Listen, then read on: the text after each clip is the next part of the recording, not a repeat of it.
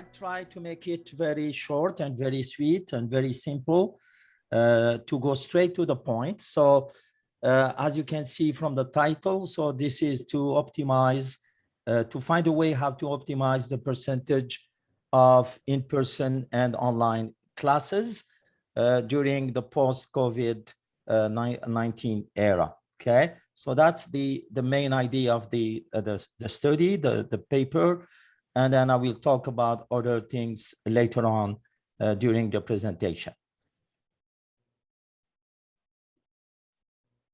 Okay, so this is the plan. So this is the classical plan that you see in every paper or every presentation. So for my introduction, so the main idea or the main information is the report that Shram published in 2020, and it's a very, very rich report, and it summarizes the main statistics and the main effect of COVID. Okay, so as we can see, in March 2020, over 2 million students were moved online because of the effect of COVID. These are only post-secondary students. So 2 million post-secondary students were moved online in March 2020. Then on the other side, 5.1 million students from all the grades until grade 12. So we have on top of the 5.1 million, we have the 1.2 million in universities, and we have the 800,000 in colleges and polytechnics. So another information which is important is there were 540,000 students that were about to complete their post-secondary education in 2020, but they were also shifted, they were moved online, and they were expected to complete their program remotely. So previously in 2019, so only 16% of the university students were online, and only 12% of the college students were online. So you can see the big change between 2019 and 2020 that was imposed, because that's exactly what everybody had to do in 2020. So another consequence of this, which is expected, the new international students permits regressed by 45% in March 2020 compared to the same period in 2019. And as we know, I think one of the speakers this morning mentioned that the revenue, that average revenue per year from international students is 6 billion Canadian dollars. So you can imagine 45% of those 6 billion were lost in March 2020. So that's one of the biggest impact of COVID. Okay, so on the other side, several studies where they established that COVID-19 contributed, and as we know, and there was a rapid development of technology and increased need of e-learning and distance education. And many studies were completed, and they concluded, like the study done by Shikolo and al. In 2020, they concluded that most of the students select distance learning to be able to work and study at the same time. So that's really one of the reasons, the main reasons students prefer to study online or to do distance learning, because they can work and study at the same time. I will get back to this idea or this information or finding later on during my presentation.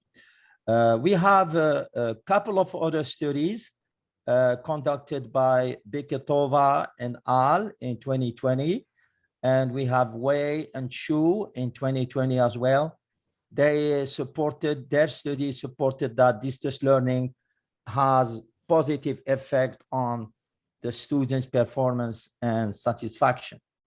So maybe this comes as a surprise, but it has been confirmed by many other studies, okay?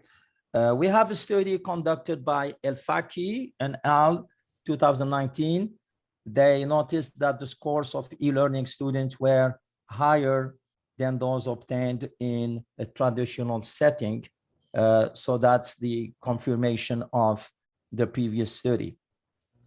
So we have another study conducted by Arkor Fall and Abeidu in 2014. They studied in their work the efficiency of applying e-learning in tertiary institutes. However, a number of other studies, including Ruiz and al. 2006, Bernard and al. 2004, Zhang and al. 2007, they justified the negative effect of e-learning for both sides, students and instructors and professors, by the lack of immediate feedback they interpreted as a factor that affected negatively students' performance. But we need to note here the timing. So this was in 2006, 2007, 2004.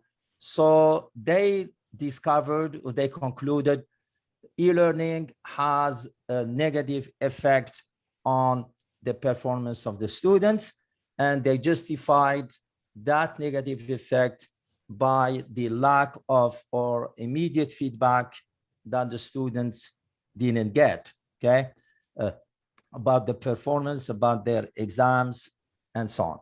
So Rawls and Schultz in 1999, they found that e-learning requires the students to have self-punctuality. And again, we need to note the timing of this study. This was in 1999. Okay, so the now what we did at Yorkville University, and this is the methodology that was used in this study as a first stage. So I need to highlight or to stress, this is only the tip, I should say maybe the tip of the iceberg, because that's the first stage of the study, but there are other stages I will mention, I will explain later on in a few minutes. So what we did, we collected the data. So in 4 different sections of the same course. So I was teaching this course. So I had the privilege and the chance to have 4 sections of this course. This was done in spring 2021. And I requested the participants online to express their preference between online and face-to-face courses. And I made sure to collect all the answers from the students that were present. So that gave me a participation rate that was 100%. So I didn't investigate the percentage of students who had experienced online courses in the past. So I didn't ask the students that question, but that could be done in the future. That will be a good idea to investigate and to study the correlation between the preference of the students who had a previous experience, online experience, and the student who didn't. So that's, I think that would be a good idea to do it in the future, but it was not included in this study. Okay, so the primary aim of this phase, which I call the first phase, was to estimate the percentage of the students who prefer to continue their courses on an RSD mode, which is the Zoom link or mode, the online mode, versus the percentage of the students who rather prefer to go back to campus. Okay, so that was the first, the aim of the first phase. And we had 43 students who participated. and I considered that sample to be a representative, quotation marks, and of the entire student population of our university. And the survey indicated that 95% confidence interval of that percentage of the students who preferred to stay online. That percentage was lying between 38% and 67%. So that was the 95% confidence interval. Then I checked the same percentage for the 99% confidence interval. And as expected, because the interval is more stretched, so it will be more stretched because we increase the confidence interval. So that percentage now lied between 33% and almost 73%. So that was the first finding of this first phase.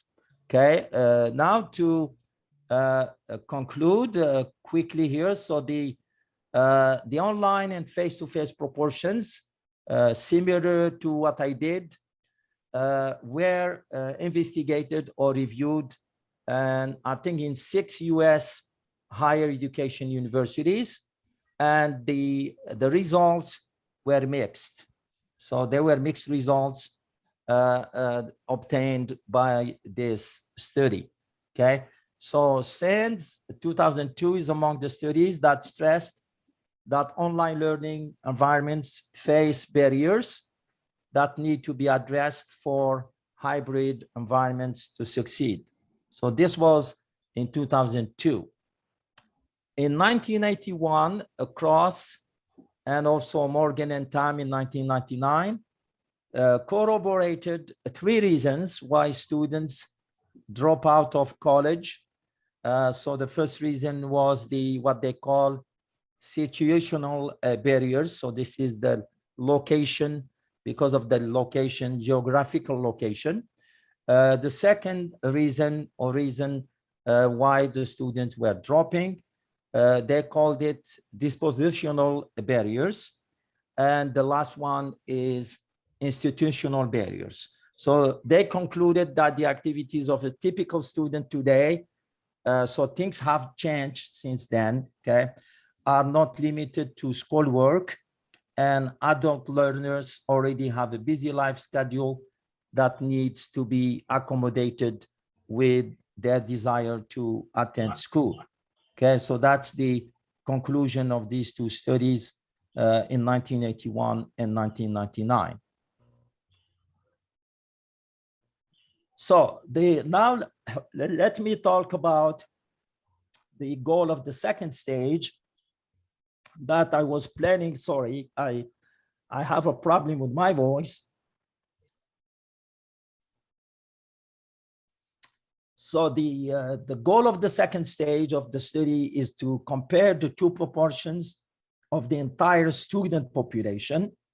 So it's not only selecting a sample like I did previously, but cover all the population, the student population of our BBA program.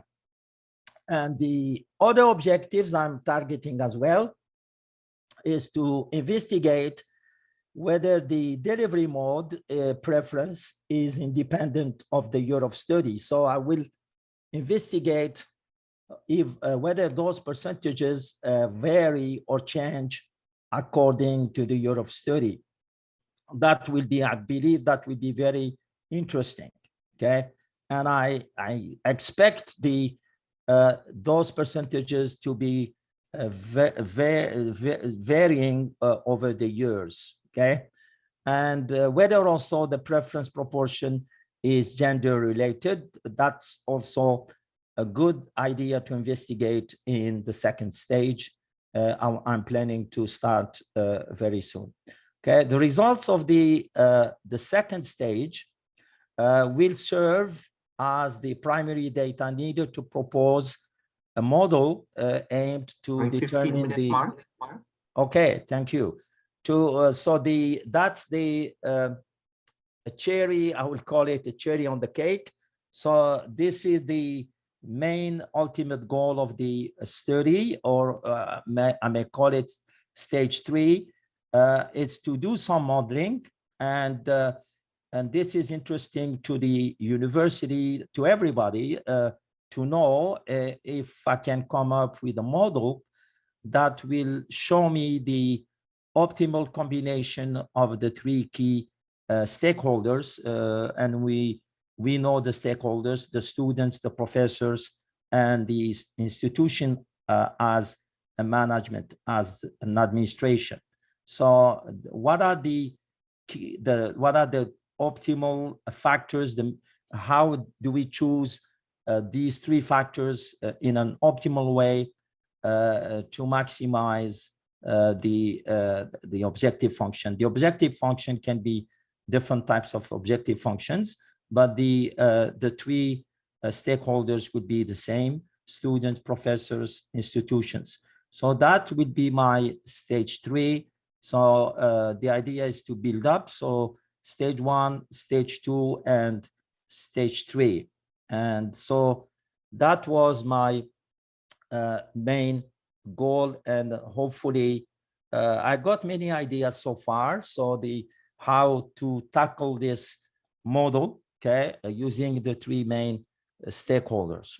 So these are some selected references I used in this first stage study. So thank you.